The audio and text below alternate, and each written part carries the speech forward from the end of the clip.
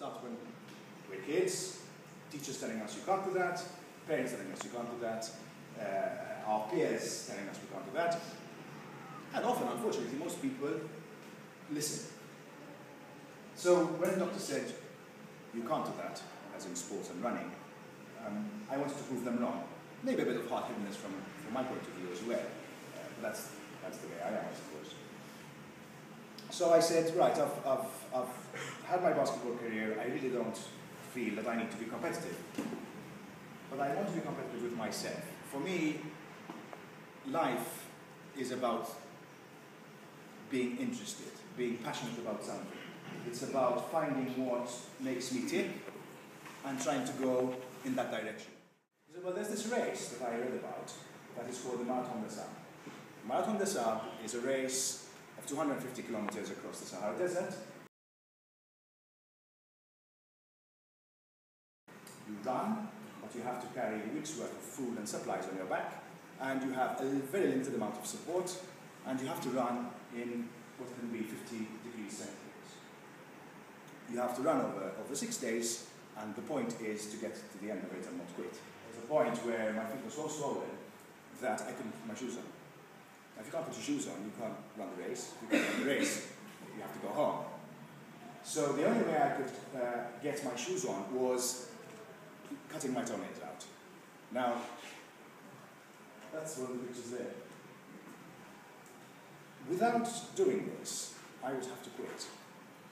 I was in so much pain because of the swelling anyway, that I figured that it wasn't going to make much difference. Now, I'll talk a bit later on about the technique of mindfulness, but the idea is that when you are in situations, your brain can take over or compartmentalize pain. So what I did was I had disinfectant and a blade, and I had to take the toenails out to let the blood and the water come out. 27 marathons in 27 days in 27 countries.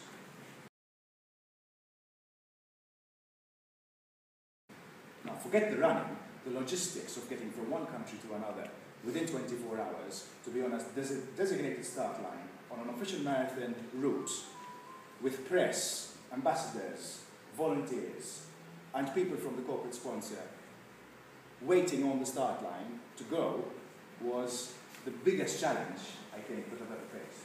And what was interesting is that this was done on a shoestring budget. So I used Skype, Facebook, and email to organize the whole thing. Now imagine you're launching a product in 27 countries, back to back. Some of you run, you know what it means like to have the tuħtalaha, the muscle soreness. You see people walking around after the marathon. If you go to the marathon on Sunday, you see people crossing the finish line and falling over. You see them next day at work walking around like John Wayne. So how are you going to wake up in the morning and do it again, and again, and again, and again, and again, 27 times? It's all about the mental capacity to be able to ignore the discomfort, as long as you know that the discomfort is discomfort and not serious damage.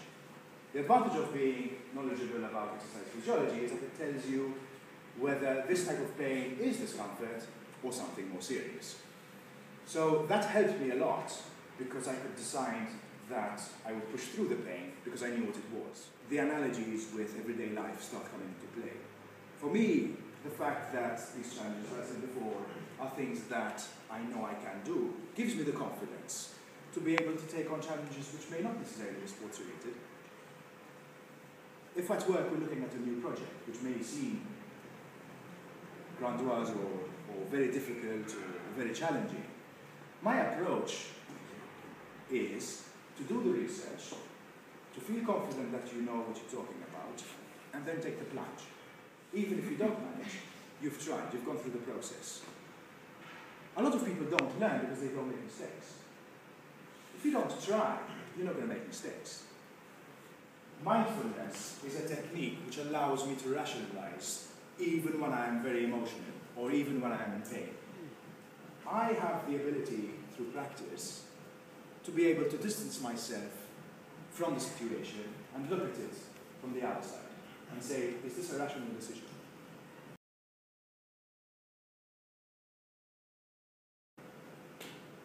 The problem is that it's not easy to do and you have to practice.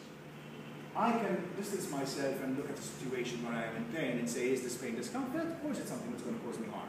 And make the appropriate decision. If I am in a situation which is emotional, which could be a relationship, it could be an argument at work, I now have the ability to distance myself from the emotional side and make rational decisions. Because we are rational beings. When you think about the fights that we have or arguments that we have on a daily basis or on a regular basis, often they are irrational. I'll have an argument with my wife and we'll be screaming at each other because if we jump it down, I don't know, I left the toilet seat down. You know, when you think about it, it's stupid, we laugh. But you in the heated moment, you say something, and then someone else says something back, and you have to beat that, so you say something even worse, and they have to beat you back, and you have to say, and we get this situation where it escalates. If we can distance ourselves from these situations and make rational decisions, we will be better people, and we will make sound decisions. That's sort of the end of my little bit, but I would like to open the floor maybe for a few questions if you do have any.